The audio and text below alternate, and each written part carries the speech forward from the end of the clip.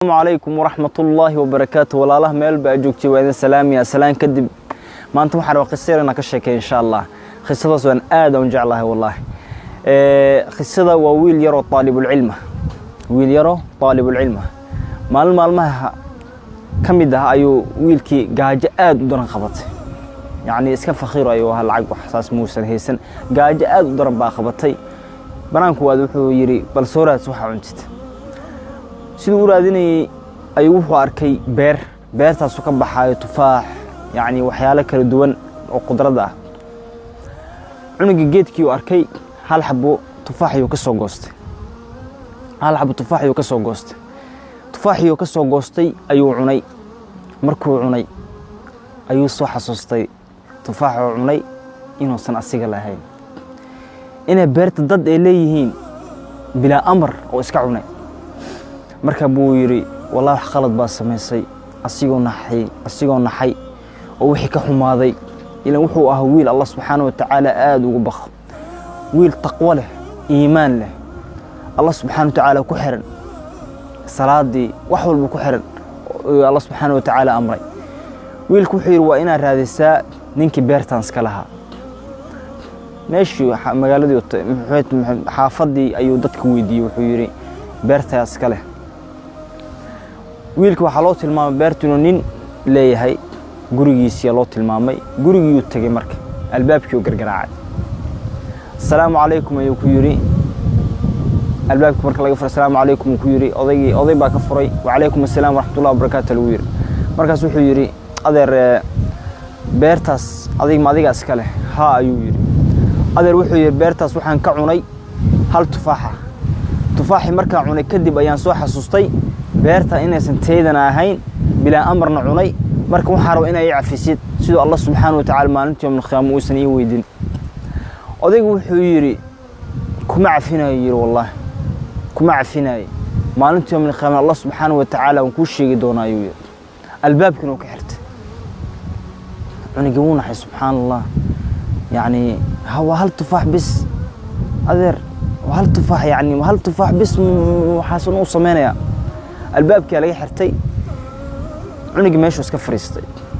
ماشي الباب كوست وسكفريستي أصيو والولسن نحسن واستغفار قلي الله سبحانه وتعالى إنه من حياة طول ودم بداف وديستي ظهر كيلا عصر كيو ماشي في دي ظهر كيلا عصر كيو ماشي في دي كذبوا أبي هذا الباب كفري ورماش مولية في الإساوية ماشية في الإساوية كاجت تجي ها أديروا يري والله كمان تجي ماشي أنو إلى يقع في السمو يعني أذيك ويا ويا وانكو عفنا يا يري ويلك هو فرحي آد وفرح لكن أذيك وحو كجوا بعدنا لكن هل شرد بنكو عفنا يا دا سميس حاسمين يا يري أذيك وحو يري وأنا قبل قرصتها يعني أنا قبل قرصتها كم ويلك فرحي ويلك هو فرحي وحسيري وذاك تفاح باكسو عنتي خلط باك قشي هذا أديكو خلط كسي قلي مهدنة وحورا إنه قبل يسيقود درو يعني الله أكبر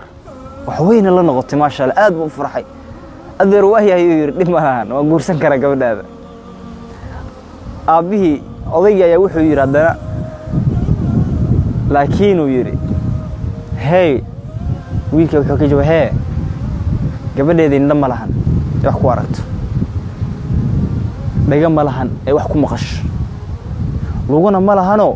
ee ku socoto subhanallah aniga suurtagal ah noqon weyda dhaga ma lahan wax ku maqasho indha ma lahan wax ku aragto لوجو مالها نكون صعدته سيدان سكون فهمنا يعني وإحنا جرنا حقوقنا حمعنو سبحان الله أودي ويلكي وحكيري كسو فكرة أنت سويري هدارت لك وعفي ويلكي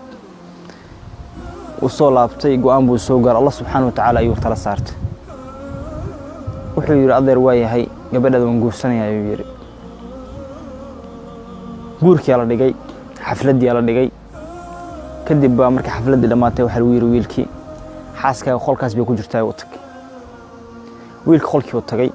sariirtii fariistay xaaskii sugaya marka baa gabar soo gashay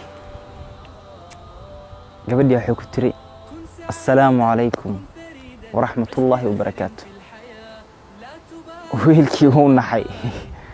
wuxuu yidhi yaa tahay camal waxay tiri xaaskaagan yaa ahay ma la yaabtay ku tiri markaas wuxuu yidhi maxaa ula yaabi waayo yidhi oo aabbaha wuxuu ii sheegay maxaa ahayd uu yidhi waxa adiga qof hadli karaaba tahay oo arki kara oo socon kara waa maxay muxuu beentii ugu sheegay waxay ku tiri horta maalinta koowaad uu aabbihii ku arkay karaali gelinaysa waxaa samaysay isla maalintaas ayuu go'aansaday aabbahay inuu igu kaadaro markuu taqwadaada arkay ayuu go'aansaday inuu igu kaadaro wiilku wuxuu yidhi waayo hadduu taqwadeeda arkay muxuu marka been igu sheegay inaan indhaha aan lahayn oo socon karayn oo hadli karayn horta waa idinka booday wiilku wuxuu markaan gabadha quruxdeedaan arkay yacni waa sidii gabdhihii xuurulcaynta ayuu yidhi aad bay u qurux badneeday quruxaan la soo koobi karayn yani allah subxana wa tacala bar wuxuu hadiyad u siyaaray kadib marka gabadhii uu ku yidhi yani muxuu aabbaha been saa igu sheegay markaas wuxuu ku tiri aabbahay runtiisa ayay ahayd markuu ku lahay gabadheeda indha ma lahan waxay tiri waxaan ka indha la ahay wax walba allah subxaanahu wa tacaala xaaraan ka dhigay kuma dayo indhahayga wax xaaraan oo allah subxaanahu wa tacaala caragelinayo allahu akbar markuu ku yidhi aabbahay dhaga ma lahan gabadheeda wax ku maqasho waa runtiisii tiri dhagahayga kuma maqlo wuxuuna allah subxaanahu wa tacaala ku farxaynin qur'aankan ku dhageystaa waxyaalaha allah subxaanahu wa tacaala farxa gelinayo unbaa ku dhageystaa tiri markuu aabbahay ku dhahay yacni gabadheeda lugahay ku socoto ma lahan waa runtiisii tiri lugahaygu kuma aado meeluna allah subxaanahu wa tacaala ogolayn allahu akbar bal fiir yacni khasadan waxaan ka faa'iideyno hadday noqoto dhinaca waalidka hadday noqoto dhinaca dhalinyarta wiilasha hadday noqoto dhinaca dhalinyarta gabdhaha midda koowaad wiilka wuxuu ahaa mid taqwada leh mid allah subxaanahu wa tacaala ku xiran mid allah subxaanahu wa tacaala ka baqo tufaaxa u cunay ayuu allah subxaanahu wa tacaala ku soo xasuustay allahu akbar allah subxaanahu wa tacaala laakiin wuxuu hadiyad kaga dhigay gabar aad u qurux badan oo diin leh oo taqwo leh adiga haddaa saa noqotid allah subxaanahu wa tacaala qof haddaa noqoto qof taqwo leh allah subxaanahu wa tacaala kuma cidlaynayo walla allah subxaanahu wa tacaala waxaa doonaysa ku siinaya sidoo kale gabadha waxayd gabar xaaraan daawan heese aysan dhegaysan meelaha xun lugaheeda ku aadin indhaheeda waxyaalo xun ay ku daawan laakiin allah subxaanahu wa tacaala wuxuu hadiyad kaga dhigay wiil wanaagsan oo taqwo leh allahu akbar wiil wanaagsan oo taqwo leh dhinaca waalidka haddaan fiirino aabbihii maalinta koowaad markuu albaabka wiilka ka furay uu yidhi adeer iga raali noqo tufaaxaan soo cunay aabbihii muusan fiirinin wiilkaas qabiilkuu ka dhashay